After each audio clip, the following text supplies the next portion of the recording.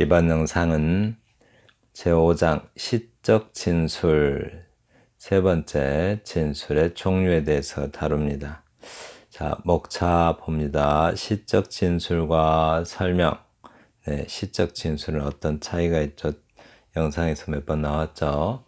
진술의 특성, 진술의 종류, 넋두리와 독백적 진술, 피상적 주장과 권유적 진술, 자기중심적 사고와 해석적 진술. 여기 자기중심적 사고를 주관적 폐쇄성이라고 말하고 싶어지네요. 그죠? 그리고 진술과 묘사의 어울림. 이 목차를 꼭 한 번씩 써보세요. 굉장히 가치 있는 표현이에요. 이렇게 여기 관계 맺어놓은 것도 그렇고 봐요. 독백적 진술 잘못하면 넋두리 되죠. 권유적 진술 잘못하면 피상적 주장됩니다.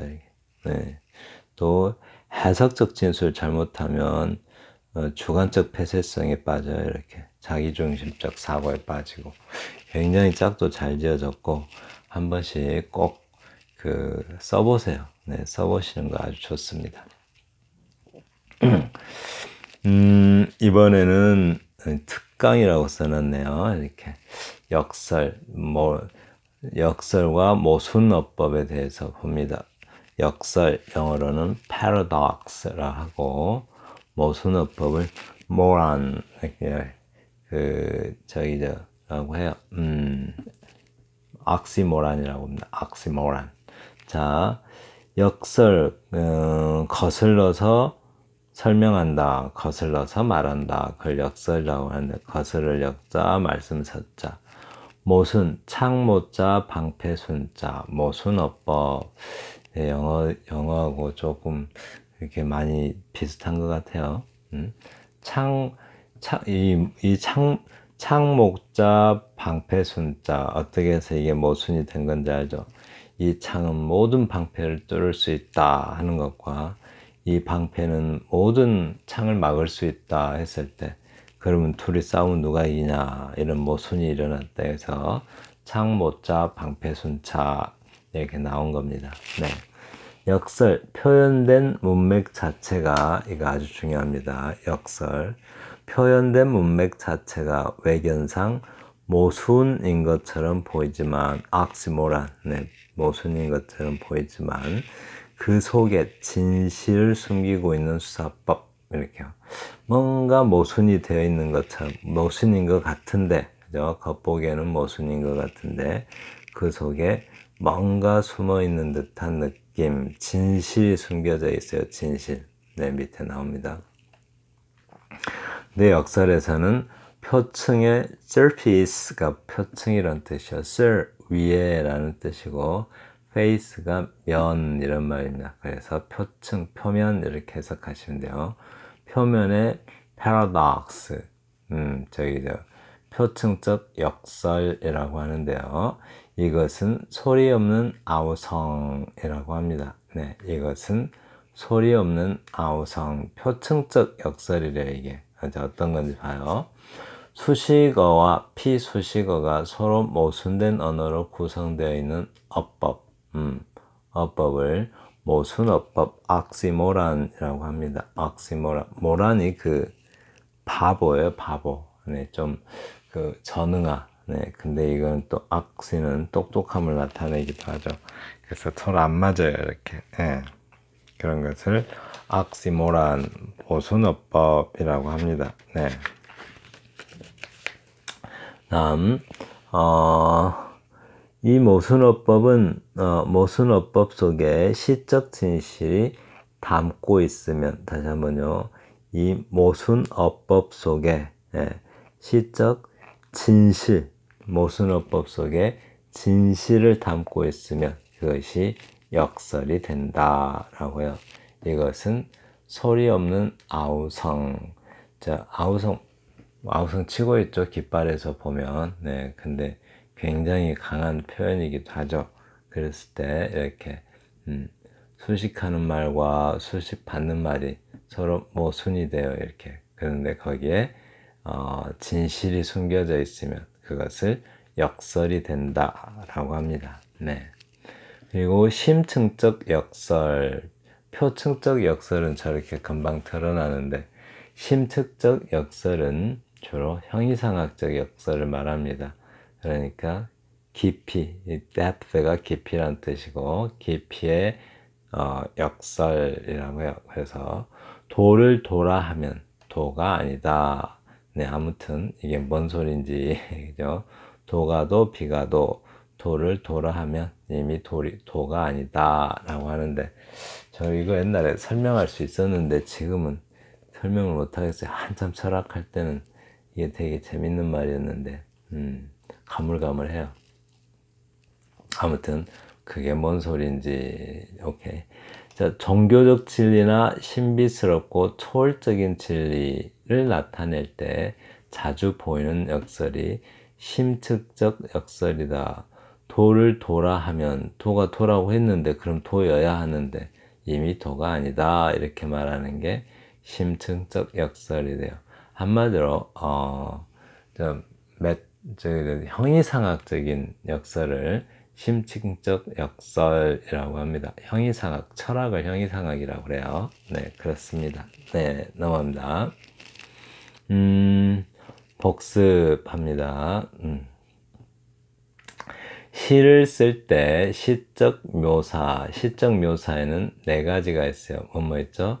이거 꼭 외워두세요. 설명적 묘사, 암시적 묘사, 주관적 묘사, 객관적 묘사가 있고 시적 진술에는 뭐뭐 있어요? 독백적 진술, 권유적 진술, 해석적 진술 대단히 중요합니다. 꼭 한 번씩 외워두세요. 네, 이걸 다시 한번 이렇게 있는데 시를 쓸 때는 시적 묘사와 시적 진술을 늘 염두에 두어야 한다. 내가 진술을 하고 있는지 묘사를 하고 있는지 항상 알아야겠죠. 그래야 이상한 말 안 쓰겠죠. 그래서 시적 묘사와 시적 진술을 꼭 염두에 두어야 한다. 자, 시적 묘사는 뭐 있어요? 설명적 묘사, 암시적 묘사, 주관적 묘사, 객관적 묘사 이렇게. 시적 진술 뭐 있어요? 독백적 진술, 권유적 진술, 해석적 진술 이렇게 네, 저절로 외워질 겁니다. 앞으로 많이 다루니까. 시적 진술의 특성은 지난 영상 때 했죠. 뭐가 있어요? 네, 시적 진술 설명과 다른 점이 이런 거죠. 설명이나 논증과 시적 진술이 설명적 진술 또는 논증적 진술과 진술에 비해서 빗대서 시적 진술의 특성이 뭐냐는 거죠. 다른 점이 뭐예요? 바로 은율성, 암시성을 담은 네, 운율성, 암시성 이게 설명문이나 논증문에는 없죠. 네, 이게 없어요. 이것을 담은 고백적, 권유적, 해석적이다 라고 합니다. 독백적이라고 할까요, 이거를? 독백적이 더 좋을 것 같은데. 독백적, 네. 독백적, 권유적, 해석적이다. 따라서 진술은 가청성이다. 독백을 하든, 권유를 하든, 해석을 하든, 독백을 하도 말을 하니까 들을 수 있어야 되겠죠. 권유도 청자가 들어야겠죠. 해석은 학습하는 자가 들어야 되겠죠. 그래서 진술은 늘 가청성을 요구한다. 들을 수 있게 써야 된다. 이 말이죠. 들을 만하게. 네, 그렇습니다. 자, 진술의 종류 들어갑니다. 진술의 종류. 네. 계속 해야 되니까, 네, 꼭 외워두세요. 세 가지 시적 진술. 아까 묘사는 네 가지 뭐뭐 있었죠?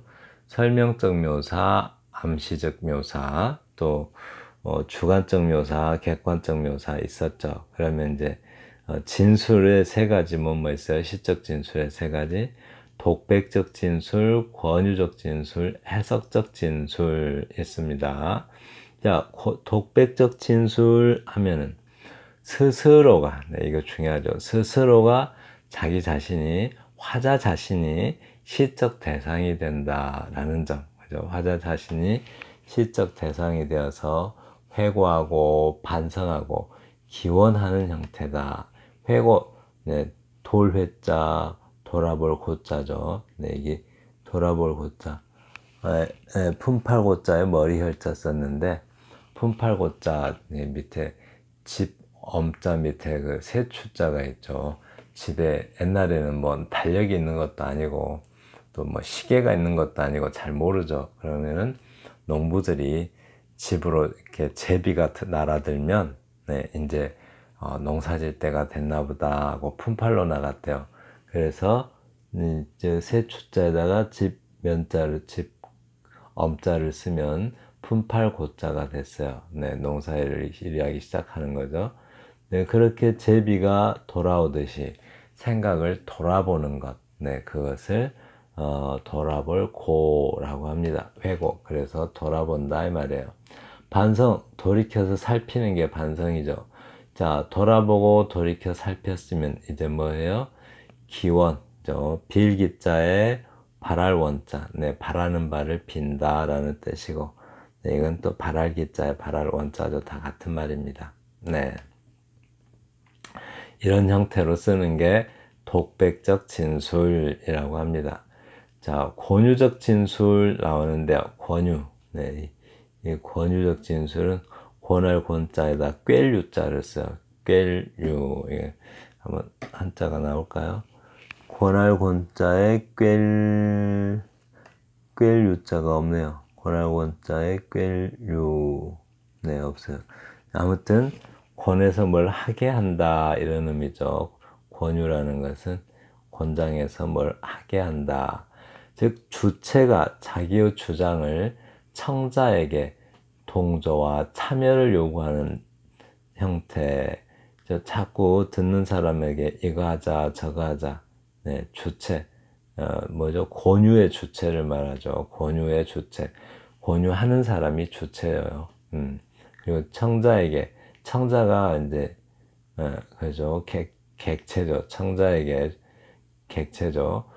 동조와 참여를 요청하는 형태.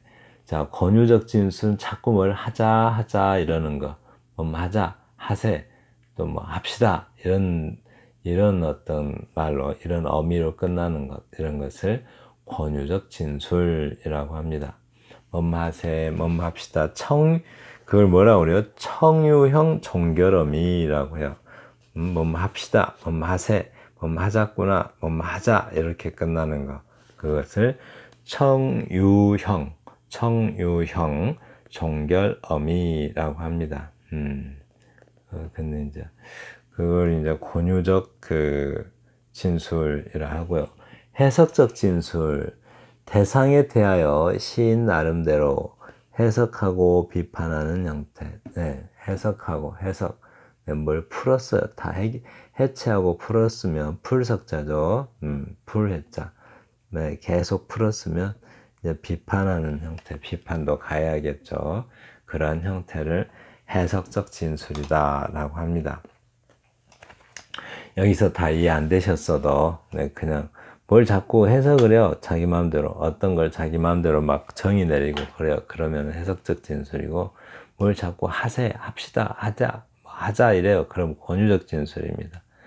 네. 그리고 자꾸 뭘 반성을 해요. 자꾸 반성하고 기도하고 그래요. 응? 뭐 해 주소서 이러면서 이런 것들을 독백적 진술이라고 합니다. 네. 밑에 또 특성 나오네요. 자, 독백적 진술이 주로 자기 반성적, 자꾸 돌아봐요. 이렇게 자꾸 돌아보고 자꾸 후회하고 자꾸 기도하고 이래요. 이런 것들을 독백적 진술이라고 하고요. 권유적 진술, 독백적 진술은 누가 대상이에요? 화자 자신이 대상이 되죠, 주로. 네, 화자 자신이 대상이 되고. 자, 권유적 진술은 누구에게? 타자에게, 네, 타자에게 반성을 촉구하는 경향. 자기 자신에게 반성을 촉구하면 그건 독백적 진술이 되죠. 자기 자신에게 반성을 촉구하면 그거는 이제 독백적 진술인데, 권유적 진술은 타자에게, 반성을 촉구해요. 뭘 자꾸 요청해요. 촉구하고 요청하고 이런 거를 권유적 진술이라고 합니다. 꼭 반성 아니어도 괜찮습니다. 해석적 진술, 해석의 주체는 화자겠죠. 해석의 객체는 대상이고, 객체 중심의 탐구와 비판, 자꾸 뭘 연구하고 탐구하고 비판하는 것, 이런 것들 해석적 진술이라고 합니다. 그 다음 반성, 그러면 독백적 진술이죠. 자기 반성. 반성 촉구, 뭘 요청하는 거죠. 촉구니까. 촉구하면은 이제 그 권유적 진술이죠. 탐구와 비판하면 뭐예요? 해석적 진술이죠. 이것들 다 뭐예요? 깨달음을 토로하는 거죠. 뭔가 깨달음을 노정하는 형태입니다. 어떤 깨달음이 있음을 자꾸 드러내요. 예. 깨달음이 있음을 드러내는 형태이므로 시인은 내성적 자각의 성격을 지닌다. 안을, 즉 자기 심리를 살피면서 자각 스스로 깨닫는 것의 성격을 지닌다라고 합니다. 네. 첫 번째, 독백적 진술 보겠습니다. 시적 진술은 이거를 아주 대단히 그 멋진 표현이에요. 이게 뭐 이렇게 자꾸 인용도 많이 되는 문장입니다. 이게 시적 진술은 묘사 못지않게 우리 정서의 밑바닥에 자리 잡고 있는 상투적 의미체계, 상투적 의미체계. 우리가 상투적으로 알고 있는 것들이 있죠. 뭐 상투적 의미체계. 그러니까 예를 들어서 비가 오면 누군가 그리워한다 라고 해봐요. 비 오면 누군가 그리워하는 거 일상적인 좀 흔히 볼 수 있는 일이죠. 이러면 상투적 의미체계예요. 근데 그게 아니라 또 그냥 뭐 그리울 때 그리워하면 되죠. 그런 것도 상투적 의미체계인데 그 상투적 의미체계에 어때요? 새로운 충격을 줄 수 있는 깨달음을 동반한 표현이어야 한다라고요. 거기에 새로운 충격을 줄 수 있는 깨달음이죠. 상투적 의미체계. 네, 근데 이제 그러면 어떻게 돼요?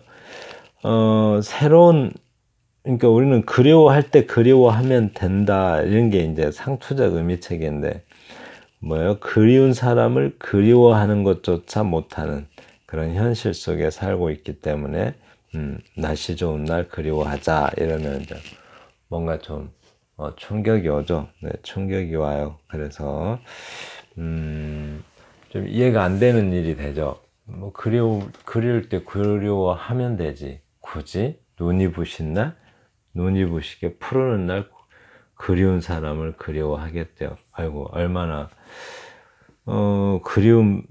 다른 어떤 그리움조차도 그리워할 여유조차도 없는 어떤 삶의 세계를 이렇게 은유하고 있으면, 네. 그게 뭐라고요? 새로운 충격, 네. 그 새로운 충격을 줄 수 있는 깨달음이라는 거죠, 네. 작품 봅니다. 이 시 유명하죠? 노래도 있고. 자, 푸르른 날, 서정주. 눈이 부시게 푸르른 날은 그리운 사람을 그리워하자. 저기 저 가을 꽃자리. 초록이 지쳐 단풍 드는데 눈이 내리면 어이하리야. 봄이 또 오면 어이하리야.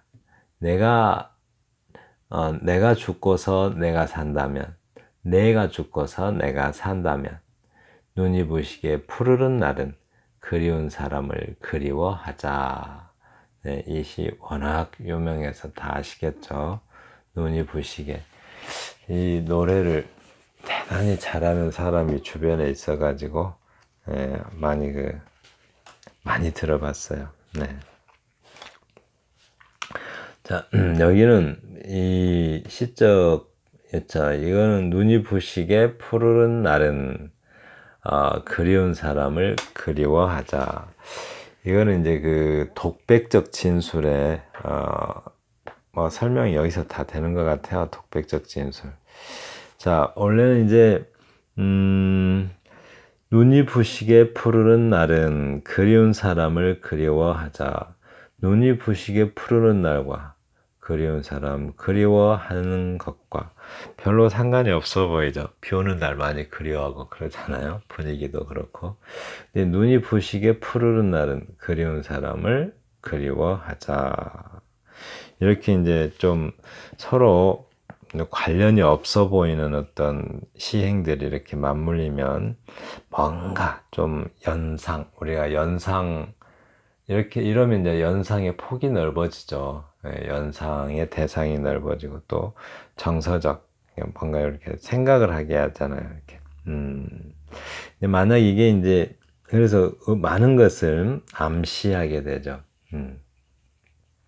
그래서 이제 만약에 눈이 부시게 푸르는 날, 이건 이제 무슨 뜻인지 많은 생각을 해봐야 돼요. 왜냐하면 이 앞말과 뒷말이 만약에 추운 겨울날에 그리운 사람을 그리워하자. 그럼 뭐 별로 암시되는 게 없는데, 눈이 부시게 푸르른 날은 이렇게 말하니까 이 눈부시게 푸르른 이 말은 청춘이란 뜻인지, 또 날도 그냥 그대로 받아들일 수가 없죠. 하고 쓴 걸로 봐서. 네. 눈이 부시게 푸르른 날. 이제 푸름이면 젊음 이런 뜻도 되죠. 이렇게. 네. 근데 이제 한 거 보니까 보통 이제 눈이 부시게 푸르른 날은 그리운 사람을 그리워하자 할 때, 만약 이게 설명문이라면 눈이 부시게 푸르른 날은 뭐뭇이 뭐뭐 하니까 그리운 사람을 그리워하자, 이렇게 하면서 어떤 논리적 근거를, 이거 그리운 사람을 그리워하는 것에 대한 어떤 그 논리적 근거를 제시하겠죠. 뭐뭐 하니까 뭐뭐 합시다, 이렇게. 근데 그게 탁 생략돼 버려요. 그러니까 분명히 써야 될 어떤 논리적 근거를 딱 생략해 버리면, 그런 생략이 독자에게 상상력을 좀 증대시키죠. 상상력. 네. 생략은 상상력의 폭을 확대시킵니다. 그런 역할을 해요. 네. 그리고 이제 뭐뭐 하자 이랬잖아요. 뭐뭐 하자. 이거를 봐서는 또 권유적 진술로 보이기도 해요. 그런데 이제 권유적 진술이 아니죠. 이렇게 이제 뭐뭐 하자, 뭐뭐 하세, 뭐뭐 하자꾸나, 뭐뭐 합시다 이러는 것을 청유한다 이런 말이죠. 청유형 종결어미라고요. 이런 청유형 종결어미가 쓰이면 대부분 그 권유적 진술입니다. 그런데 이것은 왜 권유적 진술이 아닐까요? 이 그리워하자 이 말은 타인에게 하는 어떤 청유가 아니죠. 자기 자신, 화자 자신에게 하는 청유이기 때문에 그냥 독백입니다. 혼잣말이죠. 네. 타자에게 하는 청유라면 이것은 그냥 권유적 진술이 될 텐데, 이 그리워하자라고 청유한 것이 화자 자신을 향한 것이기 때문에 그냥 독백적 진술이 됩니다. 저기 저 가을 꽃자리 초록이 지쳐 단풍 드는데 라고 했는데요. 이거는 좀 그죠? 가을 꽃자리 초록이 지쳐 단풍 드는데, 이거 누가 봐도 묘사이죠. 이렇게 묘사로 보이는데, 이렇게 여기는 근데 이제 시 전체적으로 묘사에 중점을 둔 건 아니죠. 그러니까 저 가을 꽃자리 초록이 지쳐 단풍 드는데, 여름에서 가을로 넘어가는 건가 봐요. 그러니까 시간의 흐름을 이렇게 암시적으로 묘사하고 있습니다. 네, 이런 것도 이제 진술의 일부이기 때문에 묘사라 하더라도 그냥 묘사적 진술 이렇게 생각하시면 됩니다. 그냥 묘사예요. 진술시 안에 묘사가 좀 끼어 있는 거죠.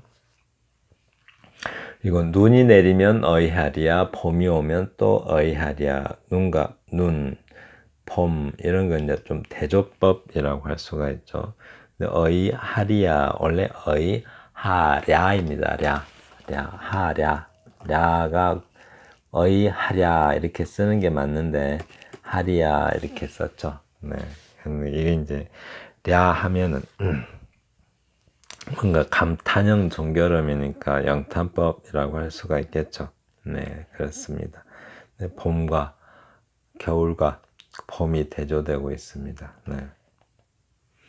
그리고 여기서 삶과 죽음이 또 대조되고 있죠. 뭐뭐 한다면 이게 또 내가 죽고 내가 산다면 이렇게 했을 때 어떤 내가 죽고 내가 산다면 했을 때 이런 것도 이것도 마찬가지로 뭐뭐 한다 느낌표가 있잖아요. 느낌표 이건 감탄문이라고 하니까 이 경우도 영탄법이라고 할 수가 있겠죠. 네.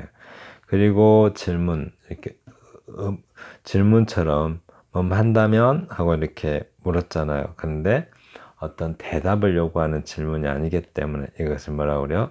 수사의문문이라고 합니다. 네, 그렇습니다. 그리고 눈이 부시게 푸르른 날은 그리운 사람을 그리워하자. 네, 아까 설명 다 했죠. 이렇게 하자 이렇게 쓰면 청유형 종결어미가 쓰이는 그런 독백이죠. 왜 이게 권유적 진술이 아니라고요? 권유적 진술은 타자에게 하는 거예요. 자기한테 하는 게 아니라 자기 자신에게 청유를 하게 되면 그것은 독백입니다. 독백. 그래서 이제 그 권유적 진술하고 독백하고 구별하셔야 돼요. 자기 자신에게 권유하는 것이면 그건 권유가 아니고 뭐라고요? 독백이라고요. 권유적 진술은 타자에게 하는 겁니다. 잘 아시겠죠? 또 이렇게 하는 날은이라는 거 이걸 강조 또는 차이를 나타내는 보조사라고 해요. 그러니까 딴 때 하도 못하니까 그리운 사람을 그리워할 수조차도 없는 삶이 현실이니까 그죠? 눈이 부시게 푸르른 날은 그런 날 또 여기 딱 말한 거 보니까 눈이 부시게 푸르른 날이 자주 있지도 않은 것 같죠. 그날만이라도 그날은 다른 날은 못해도 눈이 부시게 푸르른 날은 그리운 사람을 그리워하자라고 합니다. 네. 그리고 넘어갑니다. 이 책에서 참고로 좀 이거 좀 봐요. 그 차고 어두운 겨울 저녁은 그리운 사람을 그리워하자라고 했네요. 차고 어두운 겨울 저녁은 이거는 좀 누구나 느낄 만한 좀 상투적 정서죠. 이렇게 차고 어두운 겨울 저녁 그리운 사람을 그리워하자.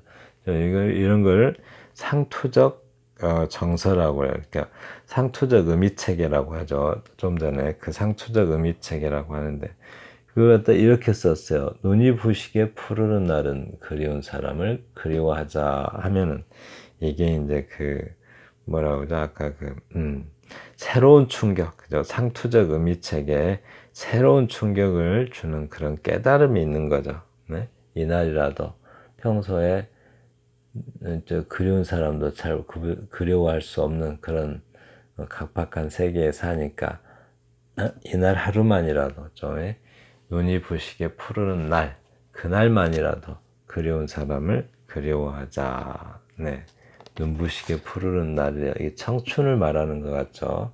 청춘이 눈부시게 푸르르죠. 네. 다음 넘어갑니다. 시적 진술은 묘사처럼 객관화 또는 가시화된 시행 구조를 가지고 있지 않다. 묘사는 가시적이죠. 왜 그래요? 시적 진술은 그래서 어때요? 청각적인 거죠. 이렇게 청각적, 가청화된 시행 구조겠죠. 다시 한번요. 묘사는 객관화되고 가시화된 시행 구조라면 진술은 가청화된, 이렇게 가청화된 시행 구조를 가지고 있겠죠. 그리고 진술은 극도로 절제된 표현이 숨기고 있는 시적 진술의 경우 극도로 절제된 표현이 숨기고 있는 시적 인식의 내용을 파악하기가 어렵다라고 합니다. 네. 그래서 진술시가 어려워요. 자, 봐요. 내적 자각의 진술은 논증이나 설명같이 명시적인 논거를 제시하지 않는다. 그러니까 논증이나 설명 같으면 논거, 논리적 근거죠. 아까도 뭐하니까 그리운 사람을 그리워하자 이래야 되는데 뭐하니까가 싹 사라져 버려. 네, 그게 이제 진술의 묘미입니다. 이렇게 진술은 그런 특징이 있어요. 그런데 논증이나 설명 같으면 아주 분명한 논리적 근거를 제시하는데 시적 진술은 어때요? 그런 게 싹 생략된다라고 합니다.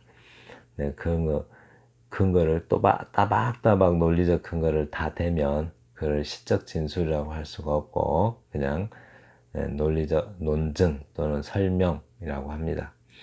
진술형의 시에는 주관적 인식과 해석적 오류 때문에 주관적 인식, 그러니까 좀 공감하기 어려운 부분이죠. 그 사람만의 인식이니까.